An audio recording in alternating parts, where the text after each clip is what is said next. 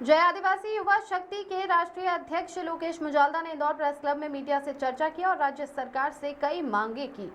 जयस ने ग्वालियर हाईकोर्ट खंडपीठ और इंदौर हाईकोर्ट में डॉक्टर भीमराव अंबेडकर की प्रतिमा लगाने की मांग की और शासकीय लॉ कॉलेज इंदौर के शासकीय लॉ कॉलेज का नाम डॉक्टर भीमराव अंबेडकर करने की मांग की। साथ ही इंदौर में टाटिया भील ISBT के पास उनकी प्रतिमा लगाने की मांग की। मुजाल्दा ने आरोप लगाया कि मध्य प्रदेश में व्यापम परीक्षा, फर्जीवाड़े और बेरोजगारी के मुद्दे पर सरकार को घेरा।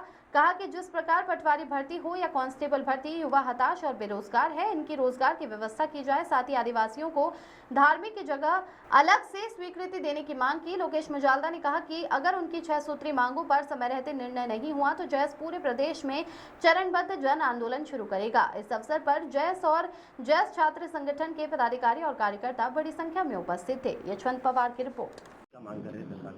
जी देखिए, आज जय आदिवासी युवा शक्ति जयस की एक प्रेस कॉन्फ्रेंस इंदौर में आयोजित की गई है और हम लोग आदिवासी को संवैधानिक मुद्दे, हमारे महापुरुषों का मान सम्मान और जो युवाओं के साथ भेदभाव हो रहा, धोखा हो रहा है, उसकी बात हम लोग आज करने के लिए यहाँ उपस्थित हुए हैं। सबसे पहले हम लोग जो मांग रखे हैं, भारत रत्न डॉक्टर भीमराव अम्बेडकर साहब की जो ग्वालियर खंडपीठ में प्रतिमा स्थापित होने के लिए आंदोलन हो रहे हैं, प्रतिमा स्थापित करने में जय आदिवासी युवा शक्ति जय समर्थन करता है। साथ ही साथ हमारी मांग है भारत सरकार से भी, मध्य प्रदेश सरकार से, कि बाबा साहब की जन्मस्थली जो जिला है वो इंदौर जिला है। इंदौर जिला वह जिला है जो भारत का सबसे स्वच्छ जिला है और इंदौर जिले ने हमेशा हमें तमाम महापुरुषों का सम्मान किया है, मान रखा है।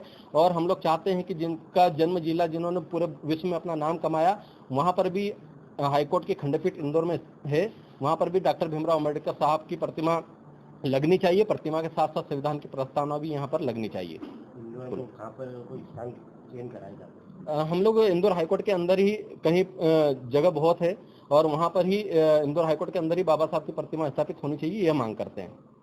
इसके अलावा कोई? इसके साथ ही हम लोग जो मध्य प्रदेश में आप देखे हैं कि पिछले जितनी भी परीक्षाएं आयोजित हुई उसमें युवाओं को छला गया, उनके साथ धोखा किया गया। जितनी भी परीक्षाएं हुई उनमें फर्जीवाड़ा हुआ, चाहे वो पटवारी भर्ती परीक्षा हो, चाहे वन रक्षक भर्ती परीक्षा हो।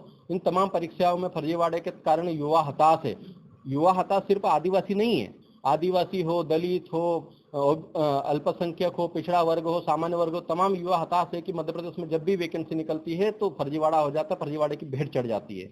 हम लोग इसी के साथ में आदिवासी जो जनगणना है जो होने वाली है भविष्य में, उसमें हम लोग मांग कर रहे हैं कि जो आदिवासियों की जनगणना है वो अलग कॉलम में हो, क्योंकि हमारा जो सेपरेट कॉलम होना चाहिए।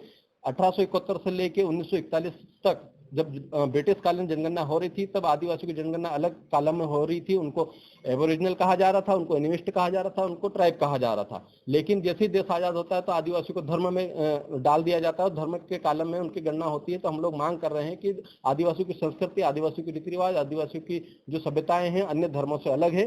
तो अभी आने वाली जो जनगणना है उसमें आदिवासियों के लिए अलग सांस्कृतिक कॉलम होना चाहिए। आपका नाम और? इंजीनियर लोकेश मुजाल्दा, जयस राष्ट्रीय अध्यक्ष,